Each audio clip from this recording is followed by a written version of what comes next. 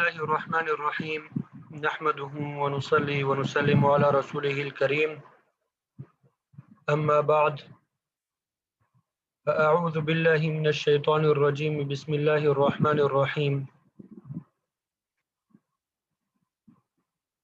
ربنا لا تؤاخذنا إن نسينا أو أخطأنا ربنا ولا تحمل علينا إصرا كما حملته على الذين من قبلنا ربنا ولا تحملنا ما لا طاقة لنا به واعف عنا واغفر لنا وارحمنا أنت مولانا فانصرنا على القوم الكافرين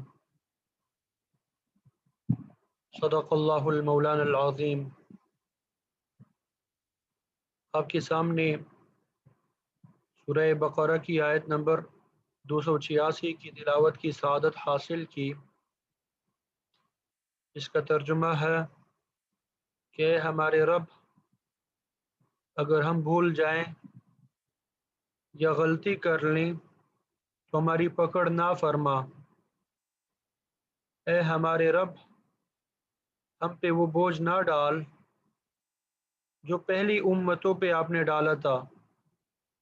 اے اللہ ہم سے وہ بوجھ نہ اٹھوا جس کی ہمارے اندر طاقت نہیں، ہمیں معاف فرما، ہماری بخشش فرما، ہم پر رحم فرما۔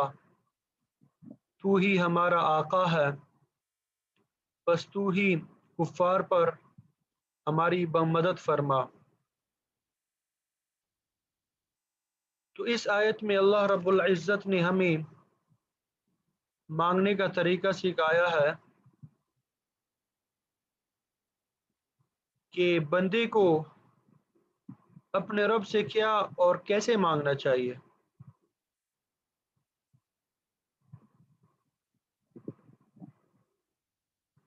دراصل انسان اپنی زندگی میں مختلف تکالیف اٹھاتا ہے اور بہت سی خوشیاں بھی دیکھتا ہے، تو اس طریقے سے اس کی زندگی چل رہی ہوتی ہے۔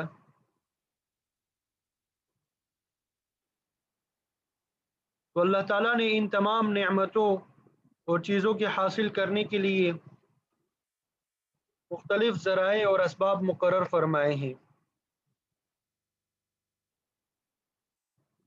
ان ذرائع اور اسباب میں سے ایک سبب دعا بھی ہے۔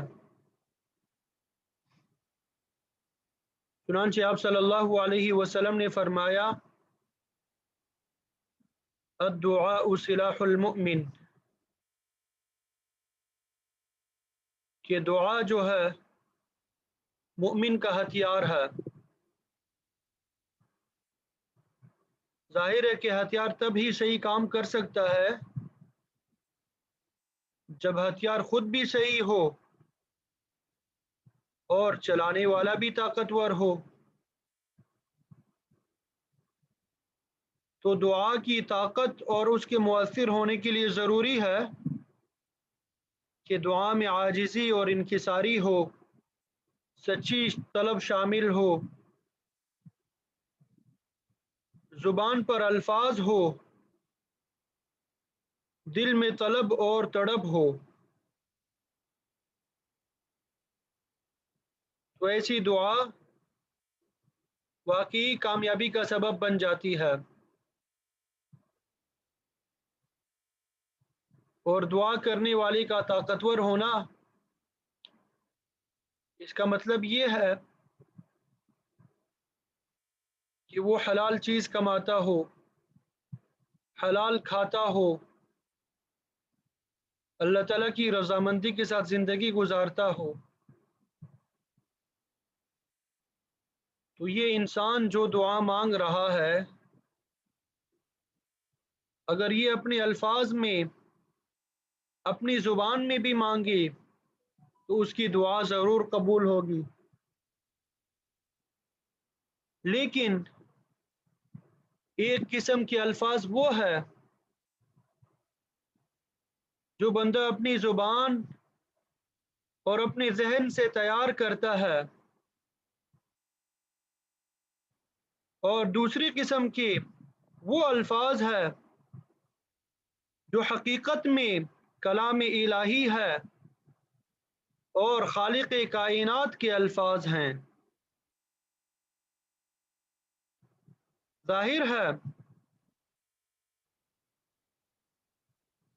کہ اللہ تعالیٰ کے مبارک کلام سے جو الفاظ دعا میں استعمال کیے جائیں ان کی قبولیت اور ان کی تاثیر یقینی ہوگی،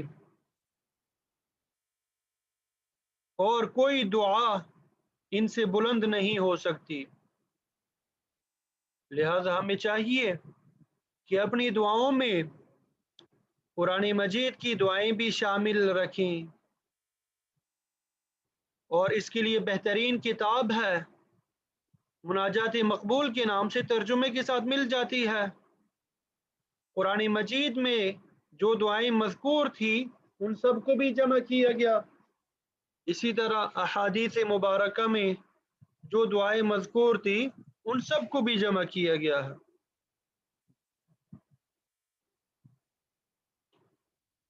تو آج کی گفتگو کا تعلق قرآن مجید کی ایک دعا سے ہے جو سورہ بقرہ کے بالکل آخر میں ہے۔ اس دعا میں اللہ تعالیٰ نے ہمیں گناہوں اور غلطیوں سے مانگنے اور توبہ کرنے کا طریقہ سکھایا۔ گزشتہ امتوں کے لیے بھی توبہ کی رعایت رکھی گئی تھی، لیکن کسی بھی امت کے لیے توبہ کا طریقہ اتنا آسان نہ تھا جتنا امت محمدیہ صلی اللہ علیہ وسلم کے لیے رکھا گیا ہے۔ کسی امت میں گناہوں کے بڑے بڑے کفارے دینے پڑتے تھے، کسی امت میں گناہ سے توبہ اس وقت تک قبول نہیں ہوتی تھی جب تک کہ آدمی اپنی جان قربان نہ کر دیتا تھا، لیکن اس امت کے لیے توبہ کا طریقہ بہت ہی آسان فرمایا گیا۔ ہم عموماً توبہ کا لفظ استعمال کرتے ہیں، لیکن توبہ کا مکمل جو مفہوم ہمارے ذہنوں میں نہیں ہوتا، جس کی وجہ سے توبے کے بارے میں مختلف سوالات اور پیچیدہ باتیں ہمارے ذہنوں میں گردش کرتی رہتی ہیں۔ اس لیے ہمیں توبہ کے بارے میں چند باتیں یاد رکھنی چاہیے۔ پہلی بات تو یہ کہ توبہ کا مفہوم اور مطلب کیا ہے،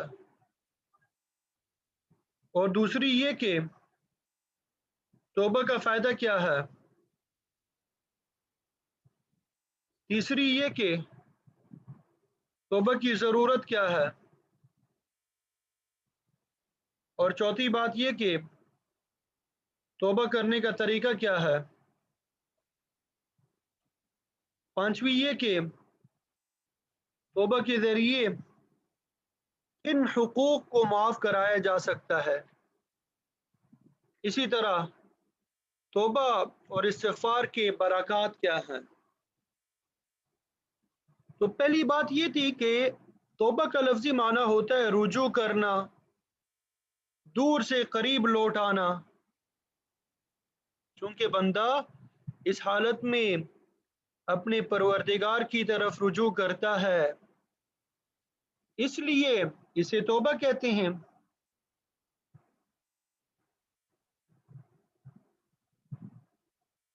تو توبہ کی حقیقت سمجھنے کے لیے ایک بات کو جاننا بہت ضروری ہے۔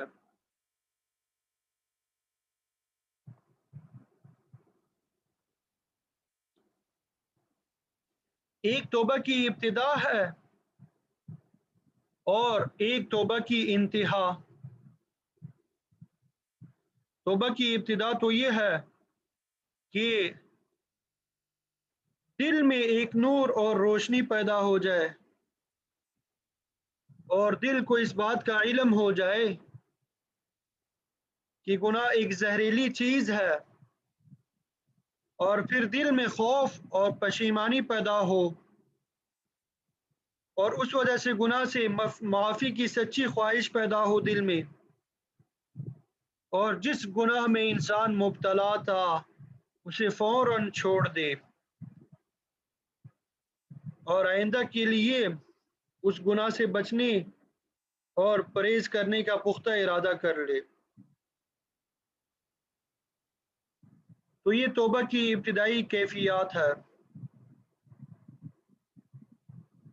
جب انسان اس گناہ کو چھوڑ دیتا ہے، مستقبل میں گناہ کا ارادہ نہیں ہوتا، تو یہ آہستہ آہستہ گناہوں کی دلدل سے نکل آ جاتا ہے۔ تو اب اسے توبے کا جو ہے پھل مل گیا۔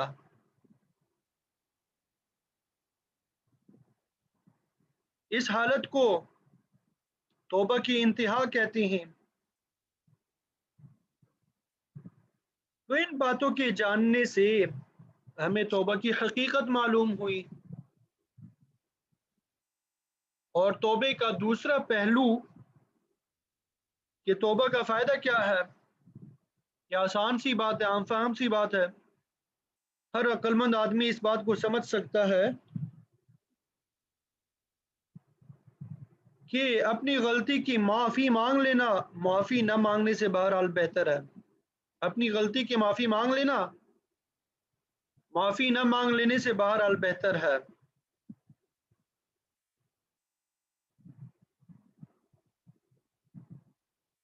لیکن گناہوں کی معافی کا اثر صرف دنیاوی زندگی پر ہی نہیں بلکہ آخرت کی زندگی میں بھی اثر دکھائی دیتا ہے۔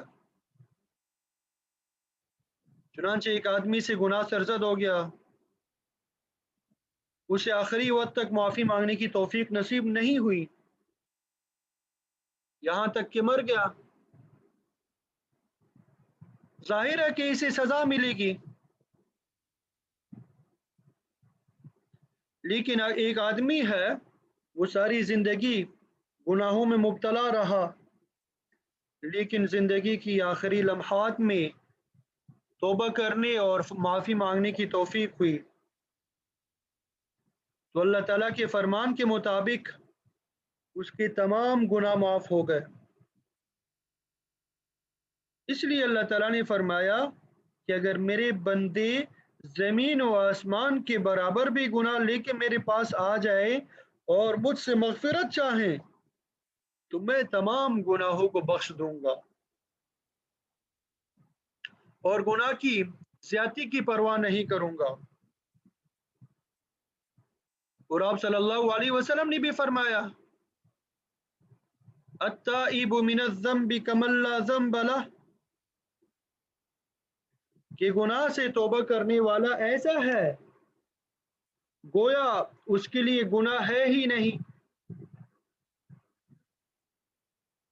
تو اس بات کو سن کے بسا اوقات انسان کے ذہن میں یہ خیال پیدا ہوتا ہے کہ فی الحال تو میں ساری جوانی کی زندگی عیش و عشرت اور گناہوں میں گزار لیتا ہوں، پھر بڑھاپے میں جب موت قریب آنے لگے تو سارا دن مسجد میں رہا کروں گا اور تب توبہ اور استغفار کروں گا تو میرے سارے گناہ مٹ جائیں گے۔ لیکن جس آدمی کے ذہن میں ایسا خیال آ رہا ہے، اس سے صرف ایک بات کی ضمانت طلب کی کر لی جائے کہ کیا یہ شخص بڑھاپے کے آنے تک زندہ بھی رہے گا، کیا یہ آئندہ سال تک زندہ رہے گا، کیا یہ انسان اس بات کی ضمانت دے سکتا ہے کہ کل صبح سونے کے بعد زندہ اٹھ جاؤں گا، کیا مرنے سے پہلے توبہ اسے نصیب ہو جائے گی، اس بات کی ضمانت دے سکتا ہے؟ تو ظاہر ہے کہ کوئی انسان بھی اس بات کی ضمانت نہیں دے سکتا، یہ تو اس کے بس سے باہر ہے۔ تو پھر انسان کو اپنے ذہن میں ایسے پروگرام بنانے کا بھی کوئی حق نہیں ہے۔ انسان کے ذہن میں بسا اوقات یہ بات آتی ہے کہ اللہ تعالیٰ غفور الرحیم ہے، بڑا بخشنے والا، انتہائی مہربان ہے، तो फिर बंदे को तौबा की क्या ज़रूरत है, अल्लाह ताला खुद ही माफ़ कर देगा। जब अल्लाह ताला गफूर रहीम है, इंतहाई मेहरबान बख्शने वाला है, तो बंदे को तौबा की क्या ज़रूरत है, अल्लाह ताला खुद ही माफ़ फरमा देगा। लेकिन जब कुरान मजीद का मुताला किया जाए तो मालूम होगा कि तौबा करना भी अल्लाह ताला का हुक्म है। ये भी इताअत और फर्माबरदारी है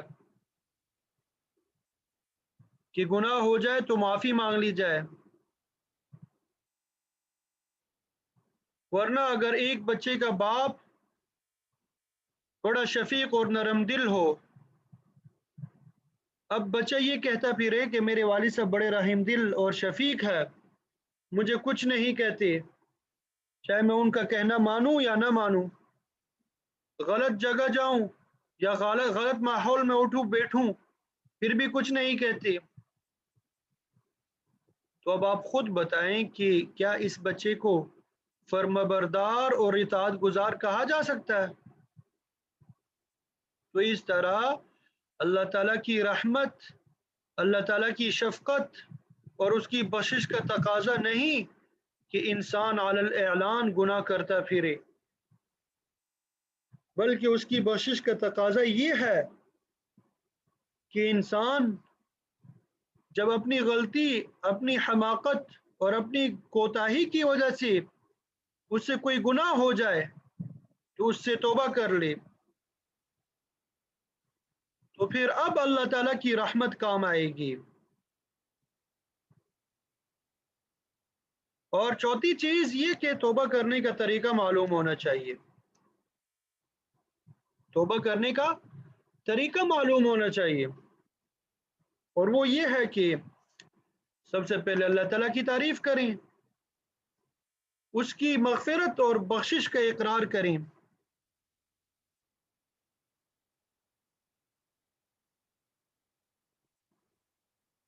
और फिर अपने किए हुए गुनाह पर नदामत का इजहार करें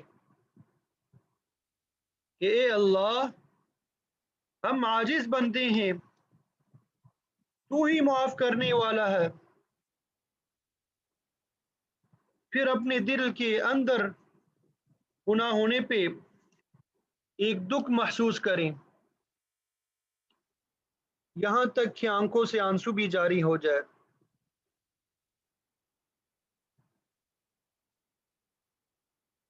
इसलिए कि आप सल्लल्लाहु अलैहि वसल्लम ने फरमाया कि अल्लाह ताला की खशियत की वजह से मोमिन की आंख से आंसू निकल कर चेहरे पे बहने से पहले अल्लाह ताला उसकी तौबा कबूल फरमा लेते हैं, और फिर आइंदा गुनाह ना करने का पुख्ता आहद करें तो अल्लाह ताला जरूर तौबा कबूल फरमाएंगे। तो यहाँ पर ये बात भी जहन में रखना चाहिए कि तौबा जो है सिर्फ हुकूकुल्लाह में गुनाह का इर्तिकाब करने पर होती है। हुकूकुल इबाद जो है, बंदों के जो हुकूक है, आपने किसी का हक गसब किया, किसी को तकलीफ दी है, किसी के हक को दबाया है, इनको हुकूकुल इबाद कहते हैं। तो हुकूकुल इबाद जो है ये तौबा से माफ़ नहीं होती। या तो उस बंदे का हक अदा करें या उस बंदे से माफ़ी मांग ले, वरना आखिरत में आपकी जो नेकियां होंगी ये सारी उसके खाते में डाल दी जाएंगी। तो अल्हम्दुलिल्लाह, ये बरकतों और सादतों के महीने रमज़ानुल मुबारक में अल्लाह ताला ने इंसान के लिए बरकतों और रहमतों को समेटने के खूब मौके फराहम किए हैं, और उनमें से एक तरीका जो है अल्लाह ताला की बरकतों और रहमतों को समेटने का, वो तौबा और इस्तिग़फ़ार के ज़रिए से भी है।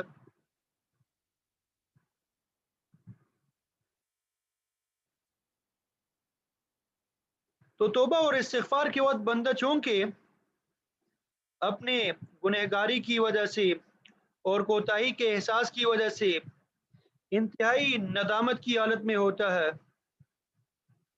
گناہ کی گندگی کی وجہ سے مالک کو منہ دکھانے کے قابل بھی اپنے آپ کو نہیں سمجھتا، اپنے آپ کو مجرم اور خطاکار سمجھ کے معافی مانگتا ہے، تو یہی وجہ ہے کہ جو کیفیت بندہ کی استغفار اور توبہ کے وقت ہوتی ہے وہ کسی دوسرے دعا کے وقت نہیں ہوتی۔ اسی وجہ سے توبہ کو عبادات میں بلند ترین مقام حاصل ہے۔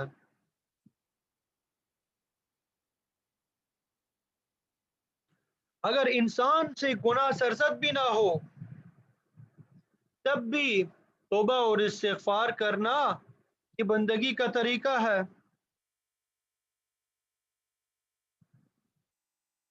آپ صلی اللہ علیہ وسلم نے امت کو یہ تلقین کی کہ استغفار کی عادت ڈالے۔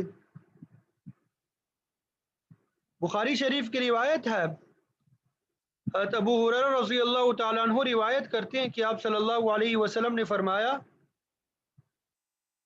واللہ انی لاستغفر اللہ واتوب الیہ فی اليوم اکثر من 70 مرہ، کہ اللہ کی قسم میں دن بھر میں 70 مرتبہ سے بھی زیادہ توبہ اور استغفار کرتا ہوں۔ دن بھر میں 70 مرتبہ سے بھی زیادہ توبہ اور استغفار کرتا ہوں، جس کے بارے میں فرمایا کہ لیغفر لک اللہ ما تقدم من ذنبک وما تأخر، جس کے اگلے پچھلے تمام گناہ معاف، لیکن اس کے باوجود آپ صلی اللہ علیہ وسلم روزانہ 70 مرتبہ استغفار کرتے ہیں۔ تو پھر اندازہ لگائیں کہ عام بندی کو کس قدر توبہ اور استغفار کرنا چاہیے۔ اور آپ صلی اللہ علیہ وسلم نے فرمایا، من لزم الاستغفار جعل اللہ له من كل ضیق مخرجا ومن كل هم فرجا ورزقه من حيث لا يحتسب، کہ جو بندہ استغفار کو اپنے لیے لازم کر لے، یعنی مستقل طور پہ مغفرت طلب کرتا رہے، تو اللہ تعالیٰ اس کے لیے ہر تنگی اور مشکل سے نکلنے کا راستہ بنا دے گا، اس کی ہر فکر اور پریشانی دور کر کے اطمینان عطا فرما دے گا، اور اس شخص کو اللہ تعالیٰ وہاں سے رزق دے گا جہاں سے اس کو خیال اور گمان بھی نہ ہوگا۔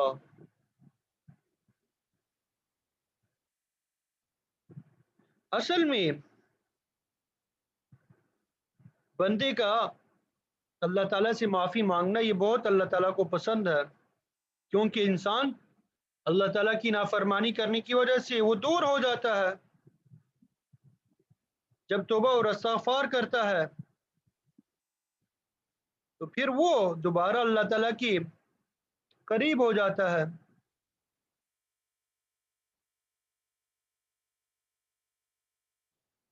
تو توبہ اور استغفار کی برکتوں کو سمیٹنے کے لیے بہترین موقع رمضان المبارک کا مہینہ ہے، اس سے محروم نہیں ہونا چاہیے۔ اس لیے کہ ایک مرتبہ آپ صلی اللہ علیہ وسلم نے منبر پر چڑھتے ہوئے ہر سیڑھی پہ قدم رکھتے ہوئے آمین فرمایا۔ خطبے سے فراغت کے بعد صحابہ کرام نے اس نئی بات کے بارے میں پوچھا تو آپ صلی اللہ علیہ وسلم نے فرمایا، جب میں نے پہلے سیڑھی پہ قدم رکھا تو میرے پاس جبرائیل علیہ السلام آئے اور کہا، برباد ہو وہ شخص جس نے رمضان کا مہینہ پایا پھر بھی اس کی مغفرت نہ ہوئی۔ تو میں نے اس پہ آمین کہا۔ پھر دوسری سیڑھی پہ قدم رکھا تو جبرائیل امین نے کہا برباد ہو وہ شخص جس کے سامنے رسول اللہ صلی اللہ علیہ وسلم کا نام آئے اور وہ درود نہ پڑے۔ تو میں نے آمین کہا۔ تیسری سیڑھی پہ قدم رکھا تو جبرائیل امین نے کہا برباد ہو وہ شخص جس کے ماں باپ یا ان میں سے ایک بڑھاپے کو پہنچے پھر بھی انہوں نے اس شخص کو جنت میں داخل نہ کرایا۔ تو میں نے کہا آمین۔ لہذا ہمیں چاہیے کہ پورے رمضان المبارک میں توبہ اور استغفار کرتے رہیں تاکہ اللہ رب العزت ہمیں بخش دے، گناہوں سے پاک صاف کر دے۔ ہم اپنے الفاظ میں بھی توبہ اور استغفار کر سکتے ہیں، لیکن رسول اللہ صلی اللہ علیہ وسلم کے سکھائے ہوئے مبارک کلمات کی تاثیر یقیناً بہت زیادہ ہوگی۔ ترمذی اور ابو داود کی روایت میں آپ صلی اللہ علیہ وسلم نے استغفار کے کلمات سکھائے اور فرمایا کہ جو شخص 3 یا 5 مرتبہ یہ کلمات پڑھ لے تو اس کے تمام گناہ معاف کر دیے جاتے ہیں، اگرچہ وہ سمندر کے جاگ کے برابر ہو۔ آپ صلی اللہ علیہ وسلم نے یہ کلمات سکھائے: استغفر اللہ الذی لا الہ الا هو الحی القیوم واتوب الیہ، استغفر اللہ الذی لا الہ الا هو الحی القیوم واتوب الیہ۔ اس کا مطلب یہ ہے کہ استغفر اللہ، میں اللہ تعالیٰ سے مغفرت چاہتا ہوں، لا الہ الا هو الحی القیوم، کہ جس کے سوا کوئی معبود نہیں ہے، الحی وہ ہمیشہ زندہ رہنے والا ہے، القیوم سب کو قائم رکھنے والا ہے، واتوب الیہ اور میں اسی کی طرف رجوع کرتا ہوں۔ تو آئیے ہم سب کو رمضان کے اس بابرکت مہینے میں، مغفرت کے عشرے میں اور سحری کے قریب کا وقت ہے تقریباً، یہ بابرکت دعا جو ہے ہر وقت مانگنی چاہیے: استغفر اللہ الذی لا الہ الا هو الحی القیوم واتوب الیہ، استغفر اللہ الذی لا الہ الا هو الحی القیوم واتوب الیہ، استغفر اللہ الذی لا الہ الا هو الحی القیوم واتوب الیہ، وصلی اللہ تعالی علی خیر خلقہ محمد وعلی آلہ واصحابہ اجمعین، آمین برحمتک یا ارحم الراحمین۔ اللہ تعالی ہم سب کو عمل کی توفیق عطا فرمائے۔ وآخر دعوانا ان الحمد للہ رب العالمین۔